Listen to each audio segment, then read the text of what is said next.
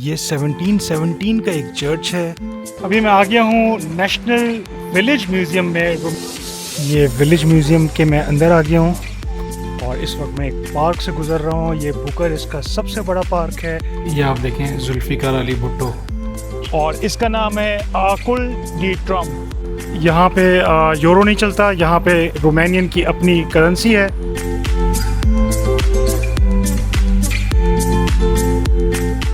अस्सलाम वालेकुम दोस्तों, कैसे हैं आप सब। एक नई वीडियो में आप सबको वेलकम।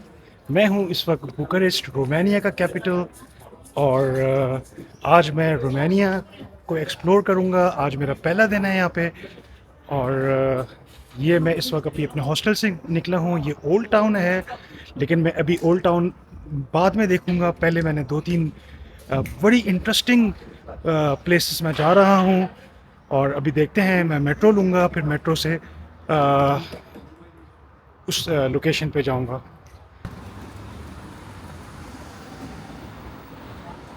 यहाँ पे यूरो नहीं चलता, यहाँ पे रोमानियन की अपनी करेंसी है। आइए देखते हैं क्या रेट है, कुछ एक्सचेंज करते हैं। करेंसी मैंने चेंज करा ली है, रोमानियन लिव। और ये आप देखें, बहुत ही खूबसूरत नोट्स हैं इनके, और 1 यूरो के 5.185 इन्होंने दिए हैं। ये जी बुखारेस्ट का मेट्रो है।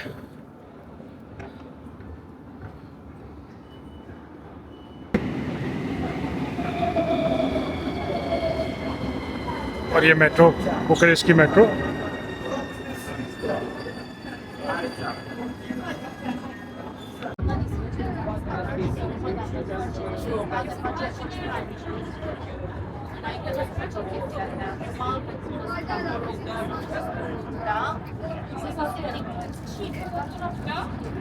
मेट्रो में उतरने के बाद 1 किलोमीटर वॉक करी है, फिर ये मैं एक जगह आया हूँ, और इसको कहते हैं कासा चेशिश्को, क्योंकि ये रोमानिया के एक लीडर जो कम्युनिस्ट एरा, जहाँ पे इन्होंने 20 साल रोमानिया पे हुक्मरानी करी, 1965 से लेके 1985 तक। ये आपको नज़र आ रहे होंगे, मैं आपको दिखाता हूँ। ये निकोल चेशिश्को और इनकी वाइफ एलिना चेशिश्को, और ये बाकी इस इनका घर है, यहाँ पे ये रहते थे। अभी इस घर के अंदर हम जाएंगे और मैं आपको बाकी डिटेल बताता हूँ। ये जी चेशिश्को हाउस है, इनका ये प्रोटोकॉल हाउस था, और 20 इयर्स जो है वो इन्होंने रूल किया एज अ कम्युनिस्ट लीडर। लोग इनको पसंद नहीं करते थे, और लोग जो है वो किसी इंतज़ार में थे कि कोई मिरेकल हो। तो 1989 में जाके रेवोल्यूशन आया, और रेवोल्यूशन में 1989 दिसंबर में इनको गिरफ़्तार किया गया। इनके ख़िलाफ़ ट्रायल्स हुए बहुत ही क्विकली, चंद दिनों में, मतलब 1 महीने के अंदर अंदर ट्रायल हुए, और 25 दिसंबर को इनके ख़िलाफ़ फ़ैसला हुआ, और उसी दिन उसी वक्त पुलिस ने इनको असैसिनेट कर दिया। तो ये काफ़ी जो है वो भयानक अंजाम हुआ। मतलब पुलिस ने उनको उसी वक्त जो है वो जैसी फ़ैसला आया, और इनको और इनकी वाइफ को जो है शूट कर दिया। अच्छा, इनके जो जब ये रूलर थे, तो इनसे ज़्यादा लोगों को इनकी वाइफ से नफ़रत थी। लोग समझते थे ये अपनी वाइफ के कहने पे हैं, और जिनका नाम एलिना था, मैंने आपको दिखाई है पिक्चर। और दोनों से इस लोगों को शदीद नफ़रत थी, और लोगों ने फिर खुशियाँ मनाई। और जो चेशिश्कू थे, निकोलस चेशिश्कू, वो छोटी हाइट के थे। आप मेरे पीछे देख रहे हैं, ये हाउस में कितनी छोटी छोटी सीढ़ियाँ हैं। और इस घर को भी हम देखेंगे अभी, लेकिन मुझे उन्होंने बताया अंदर फ़ोटोग्राफी जो है वो अलाउ नहीं है। तो मैंने टिकट तो परचेज़ कर लिया है। अब अगर मैं आपको दिखा सका तो आपको अंदर के व्यूज़ दिखाऊंगा, वरना मैं आपको बाहर से ही और जो मज़ीद दिखा सकूँगा वो दिखाता हूँ।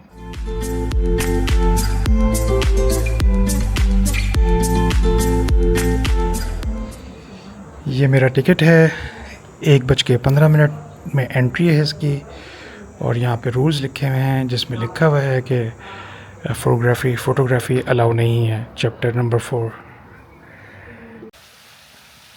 फ्रेंड्स, बहुत ही फैसिनेटिंग अंदर टूर हुआ। और जो कासा चेशेस्कू है वो बहुत ही, मतलब मेरी सोचों से बहुत ज़बरदस्त। लेकिन अनफॉर्चुनेटली, जैसे मैंने आपको बताया था, पिक्चर्स खींचने की इजाज़त नहीं थी और न वीडियो बनाने की। उन्होंने शुरू में बोल दिया था कि हमारे हर कमरे में कैमरेज लगे हुए हैं, 350 यूरोस का फ़ाइन हो जाएगा अगर आपने पिक्चर खींची और हमने आपको पकड़ लिया। तो लेकिन एक एक अजीब सा, जैसे कम्युनिस्ट दौर में मैं आ गया था। और ये 1965 में ये जो है प्रोटोकॉल हाउस जो कम्युनिस्ट की तरफ से इनके लीडर चेशेस्कू को दिया गया, जो निकोलस चेशेस्कू थे उनको दिया गया। हम नीचे आए तो वहाँ पे प्रोटोकॉल ऑफिस, पूरा उनका ऑफिस बना हुआ था। फिर हम दूसरे कमरे पे गए तो गेस्ट रूम्स थे और उनका जो बेटा है, छोटा बेटा, जो अभी भी ज़िंदा है, वो उसका रूम था। और उसका रूम भी और उसके वॉशरूम्स। और 78 ईयर्स उसकी उम्र है आज, लेकिन वो बुकारेस्ट में या इस जगह नहीं रहता और न वो पॉलिटिक्स में करीब पड़ता है। और जब ये इस जो है जगह का इफ्तिताह हुआ, इस पैलेस का कह लें, तो वो उसको इनवाइट दिया उसके चेशेस्कू ने, तो वो नहीं आया। बाकी उसके कमरे में और दूसरे कमरों में जो दुनिया के दीगर लीडर्स के गिफ्ट्स थे, पेंटिंग्स थी और सिरेमिक्स थे। और ये आपको जो मोर की आवाज़ है, ये भी जापानीज़ की तरफ से दिए गए। और फ्रांस के जो लीडर की तरफ से, इसी तरह चाइना के लीडर्स की तरफ से उन्होंने दिखाई चीज़ें। और एक एक चीज़ देखने से ताल्लुक़ रखती है, एक एक दीवार। फिर उसके बाद हम ऊपर आए तो ऊपर जो है वो बेटे का अलग एक पोर्शन बना हुआ था। जो बड़ा बेटा है, जो 1996 में उसकी डेथ हुई। और उसका एक बहुत ही ह्यूज वॉशरूम। फिर उसकी बेटी, मतलब इन लोगों की बेटी निकोलस चेशेस्कू और जो इनकी वाइफ एलिना चेशेस्कू थी, उनकी बेटी का रूम बना हुआ था। और जोया उसका नाम था, उसकी भी डेथ हो गई 2005 या 6 में। तो हर चीज़ अमेजिंग, वॉशरूम, उनके जो शैंडलियर्स थे। और फिर जो है हम उनके अपने पोर्शंस में गए जहाँ पे ये लोग रहते थे। एलिना ने अपना पोर्शन अलग बनाया हुआ था जहाँ वो डे स्पेंड करती थी। और बकौल जो गाइड थी, उन्होंने ये कहा कि वो जब मसरूफ़ होता था तो वो अपने पोर्शन में रहती थी। और लेकिन एलिना के बारे में इन्होंने, गाइड ने भी बताया कि वो काफ़ी ज़्यादा जो है वो पावर में आने की कोशिश करती थी। उसने इंटीरियर अफेयर्स भी अपने पास रखे हुए थे, मतलब ऑफिशियली, और एक्सटीरियर अफेयर्स भी उसने अपने पास रखे हुए थे। उसके अलावा उसके बाद जो है उसने डिप्टी प्राइम मिनिस्टर का ओहदा भी ले लिया था। तो लोगों को ये चीज़ ऑफेंड हो रही थी कि सारे डिसीजन जो है वो जो निकोलस है उसकी वाइफ ले रही हैं, एलिना। लोग उसकी वजह से इनके ख़िलाफ़ हुए। तो फिर जो फाइनली जो है 1989 में इनके ख़िलाफ़ ट्रायल हुआ और चंद ही दिनों में इनके ख़िलाफ़ फैसला हुआ और फिर इनको असैसिनेट, यानी कि कत्ल कर दिया गया। और उसके बाद से लोग परेशान हुए, लोग कंफ्यूज हुए कि अचानक से किस तरह जो है वो एकदम से कम्युनिस्ट दौर से कैपिटलिस्ट दौर में बिल्कुल टर्न अराउंड शिफ्टिंग हुई, जिसकी वजह से लोग जो है काफ़ी यहाँ पे कन्फ्यूजन हुई। तो ये है एक छोटी सी स्टोरी, कम्युनिस्ट दौर जो 1989 में ख़त्म हुआ। उसके बाद जो है वो रोमानिया अब तक जो है वो सर्वाइव कर रहा है। अभी ये यूरोपियन यूनियन का भी हिस्सा है और शेंजन जोन का भी हिस्सा है।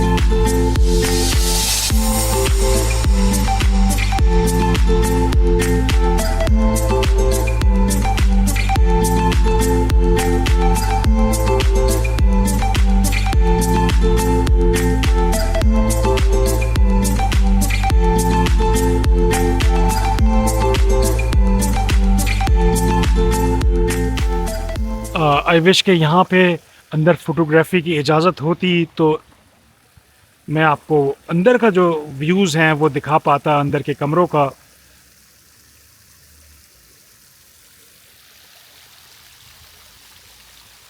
अंदर स्विमिंग पूल्स हैं, अंदर पूरा सोना जकूज़ी। लेकिन फिर एक अंजाम जो है वो हर किसी का होता है। तो इनको जो कत्ल हुआ 1989 में, ये सारी जितनी भी आसाइशें मैंने अंदर देखी वो सारी एक एक झटके में ख़त्म हो गई।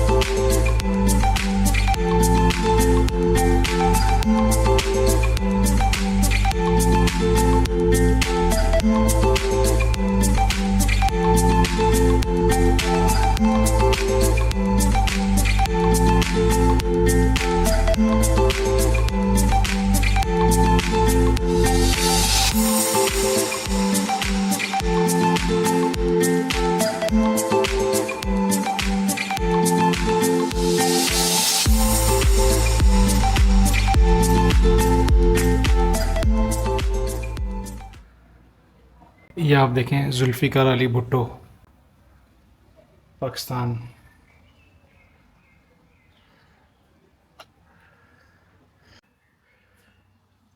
अच्छा, रिचर्ड निक्सन ये वाहिद लीडर हैं जो इस जगह आए हैं। बाकी जितने भी लीडर्स हैं वो यहाँ नहीं आए, वो दूसरी जगहों पे आए थे।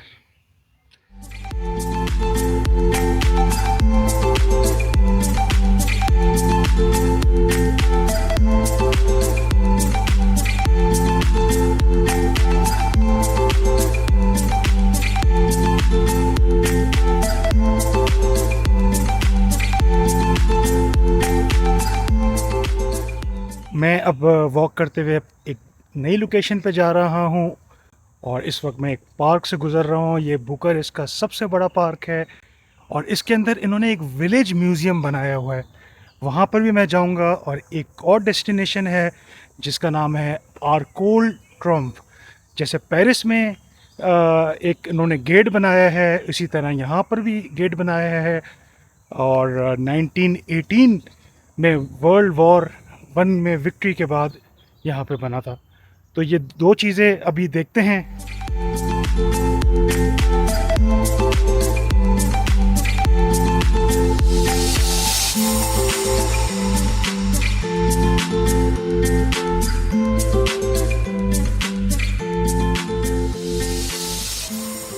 अभी मैं आ गया हूँ नेशनल विलेज म्यूज़ियम में रोमानिया के। और इसमें जो है विलेज लाइफ जो 300 साल 400 साल पहले रोमानिया में होती थी वो उसका म्यूज़ियम है। और मेरा प्लान है इसमें अंदर चलते हैं। ये विलेज म्यूज़ियम के मैं अंदर आ गया हूँ। ये आप देखें कितने लोग आए हुए हैं।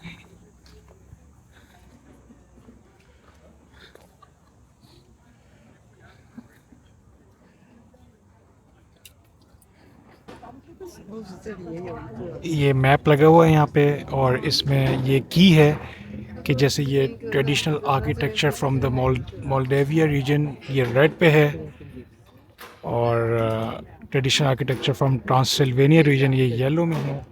तो इस तरह से इसको देखना पड़ेगा, सारा येलो। अब ये विलेज का एक हाउस है जो 1876 में बनाया गया था और ये विलेज जो था वो 1762 में विलेज बना था और ये हाउस 1876 में। इसके अंदर देखते हैं। इस एरिया का नाम था सैंड जो हमने अभी देखा है। और ये सारी जो मैंने आपको बताई बातें वो यहाँ पे लिखी हुई हैं।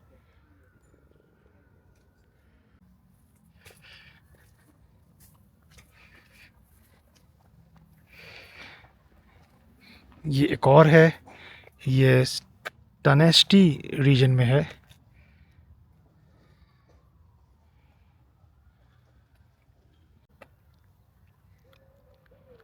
ये 1717 का एक चर्च है। ये आप देखें,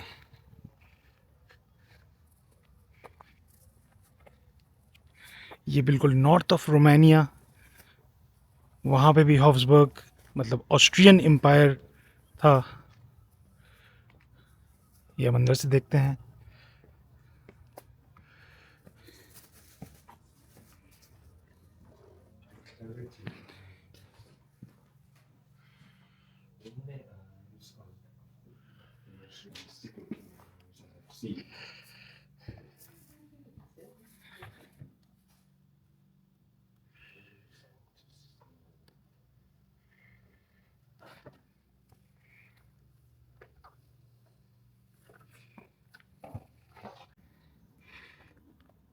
ये बड़ा इंटरेस्टिंग है, इसकी छतें आप देखें, बाकी छतें जो है लकड़ी की हैं, लेकिन ये जो है वो घास की है।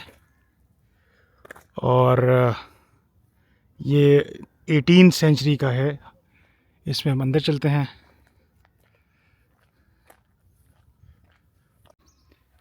अच्छा, ये उसी विलेज के और हाउसेस खुले हुए हैं, ये हम देखते हैं।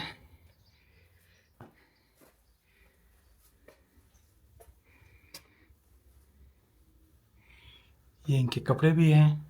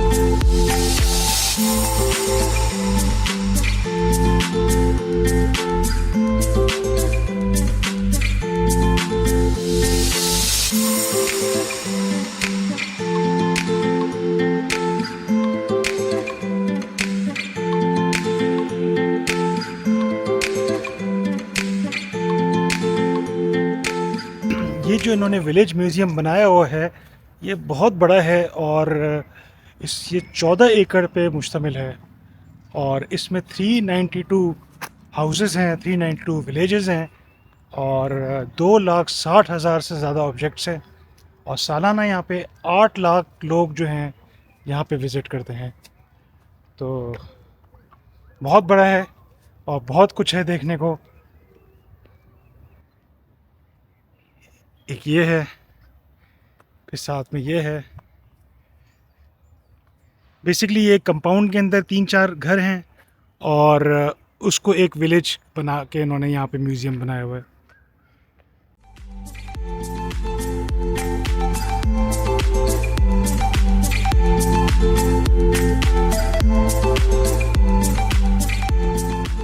फ्रेंड्स, मेरे पीछे जो आपको एक बिल्डिंग नज़र आ रही है, एक आइकॉन नज़र आ रहा है, ये रोमानिया का एक मशहूर और एक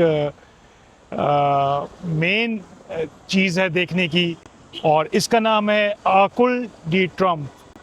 ये बिल्कुल फ्रांस में पेरिस शहर में जो है बिल्कुल इसी तर्ज पे एक गेट बनाया गया था जिसको विक्ट्री गेट कहते हैं, आर्क डी ट्रम्प कहते हैं।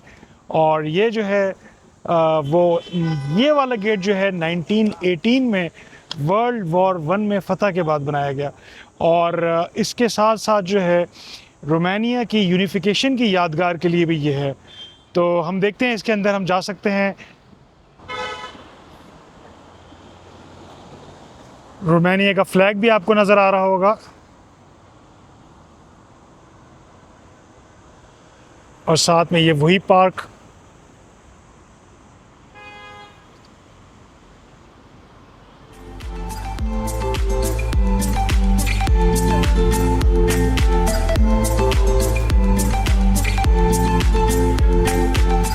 ये है यहाँ की अम्ब्रेला स्ट्रीट। आप देखें कितनी कलरफुल अम्ब्रेलाज हैं पूरी स्ट्रीट में।